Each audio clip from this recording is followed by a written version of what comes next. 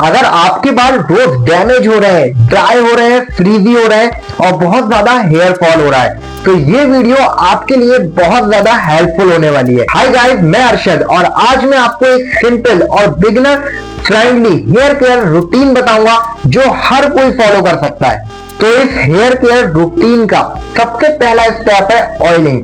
ठीक है, मैं खुद कैस्टर ऑयल और कोकोनट ऑयल को मिक्स करके यूज करता हूं। आप भी कोकोनट ऑयल और कैस्टर ऑयल को मिक्स करके यूज कर सकते हो। ठीक है, और इस मिक्स को हल्का सा गर्म करके गुनगुना फिंगर टिप्स की हेल्प से आप अपने स्कैल्प पर जेंटली मसाज करो और 30 to 40 मिनट तक इसको स्टे करो, देन वॉश कर दो।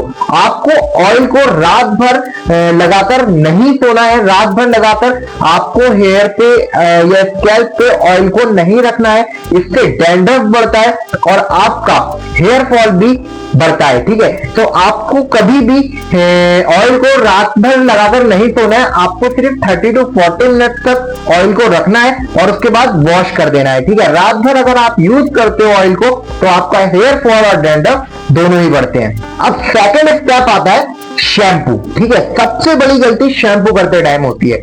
हम क्या करते हैं कि शैम्पू को लेते हैं, एक तो बहुत सारा शैम्पू ले लेते हैं और हम शैम्पू को डायरेक्टली अपने स्कैल्प पर यूज करते हैं। तो ऐसा बिल्कुल नहीं करना है। शैम्पू को कॉइन जितना लेना है, जितना कॉइन होता है, ठीक है, कॉइन के बराबर हमें शैम्पू को लेना है और उसको सबसे पहले वाटर में डाइल्यूट करना है, उसके बाद आपको अप्लाई करना है। ठीक है, आप अगर डायरेक्टली शैम्पू को लेते हो और स्कैल्प पर अप्लाई करते हो तो हमारा जो स्कैल्प होता है वो ड्राई हो जाता है। आपको हमेशा थोड़ा सा शैम्पू लेकर उसमें पानी के साथ उसको डाइल्यूट करना है और उसके बाद अप्लाई करना है।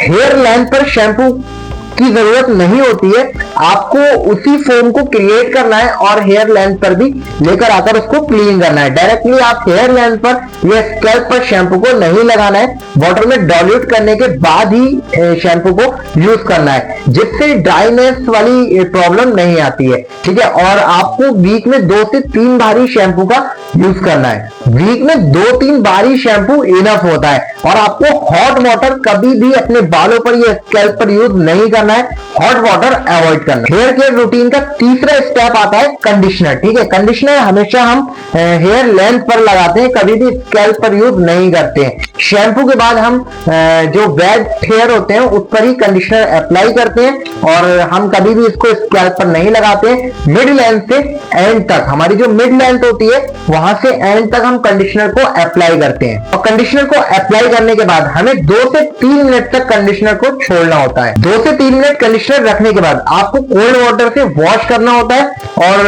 इसके बाद आपके जो बाल होते हैं वो सॉफ्ट और मैनेजेबल हो जाते हैं। अब चौथा स्टेप है हेयर मास्क। आपको वीक में एक बार हेयर मास्क का यूज करना है। ठीक है, हेयर मास्क का यूज करने से आपके हेयर को डीप कंडीशनिंग मिलती है। ठीक है, तो आपको हेयर मास्क का यूज करना होता है। ठीक है, आप एक सिंपल मास्क, होम केयर में भी आप एक मास्क बना सकते हो जिसमें आपको 2 स्पून दही लेना है और 1 स्पून एलोवेरा जेल लेना है और उसमें थोड़ा सा कोकोनट ऑयल मिक्स करना है, जिससे आपको ये नेचुरल मास्क बन के तैयार हो जाता है। आप जब भी इसको यूज करते हो आपके हेयर बहुत ज्यादा मैनेजेबल, बहुत ज्यादा सॉफ्ट हो जाते हैं।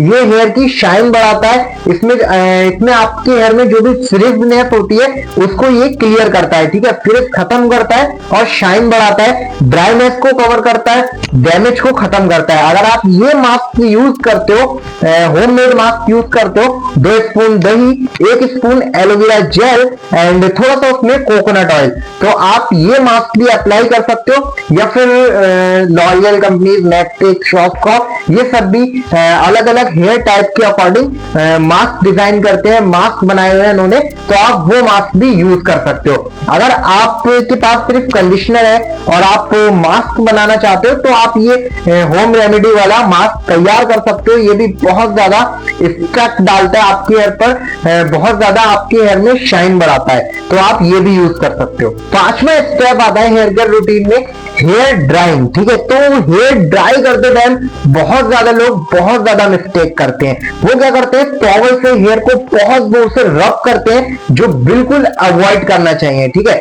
आप एक कॉटन की टी शर्ट यूज कर सकते हो, उससे बालों को बहुत सॉफ्ट हैंड से हल्के हल्के रब करो, हल्के हल्के रब करके उसको सुखाओ। ठीक है, हीट टूल्स का यूज बिल्कुल भी मत करो। जो नेचुरल ड्राई होता है वो सबसे ज्यादा बेस्ट होता है, तो आपको ये भी फॉलो करना है। हेयर ड्राई बहुत ही इजीली और बहुत कॉटन टी शर्ट से डैब डैब करके करना है। अगर आप वैसे नहीं करना चाहते हो तो नेचुरल जो ड्राई होता है वो सबसे ज्यादा बेस्ट होता है। टॉवल से जो आप बहुत ज्यादा रब करते हो हेयर को, उससे आपका बाल डैमेज होता है और ब्रेकेज के चांसेस बहुत ज्यादा बढ़ जाते हैं, हेयर फॉल होना स्टार्ट हो जाता है, ब्रेकेज होना स्टार्ट हो जाता है। तो नॉर्मल जो ड्राई होता है हेयर का, जो नेचुरल ड्राई होता है वो सबसे ज्यादा बेस्ट होता है। अब छठा स्टेप आता है सीरम। सीरम आपको यूज करना बहुत ज्यादा जरूरी है। आप हेयर वॉश के बाद 1 से 2 ड्रॉप सीरम लेकर मिड टू एंड्स पर अप्लाई करो। ठीक है, वाइट टूथ कोम यूज करो, जिससे आपका ब्रेकेज कम होता है। ठीक, एक वाइट टूथ कोम यूज करो और गीले बाल में कभी भी कोम मत करो। अगर आप गीले बाल में कोम करते हो तो ब्रेकेज बहुत ज्यादा होता है, हेयर फॉल बहुत ज्यादा होता है। तो आपको एक वाइट टूथ कोम यूज करना है और हमेशा ड्राई हेयर पर कोम करना है। ठीक है, आप वेट हेयर पर कभी भी कोम मत करो। ठीक है, आप छोटे कोम मत यूज करो, आप वाइट टूथ कोम का ही यूज करो, जिससे आपका ब्रेकेज रुकता है, आपका हेयर फॉल रुकता है। सीरम अप्लाई करना बहुत ज्यादा जरूरी है। आपको डेली 1 से 2 ड्रॉप सीरम लेना है और सीरम लेकर आपको अपने मिड टू एंड्स पर अप्लाई करना है, जिससे बालों में शाइन रहती है और डस्ट पॉल्यूशन से भी ये हमारे बालों पर एक लेयर क्रिएट कर देता है और उससे भी प्रोटेक्ट करता है। तो सीरम को कभी भी अवॉइड मत करो, डेली रूटीन में आप सीरम यूज करो। तो ये था आपका सिंपल और इजी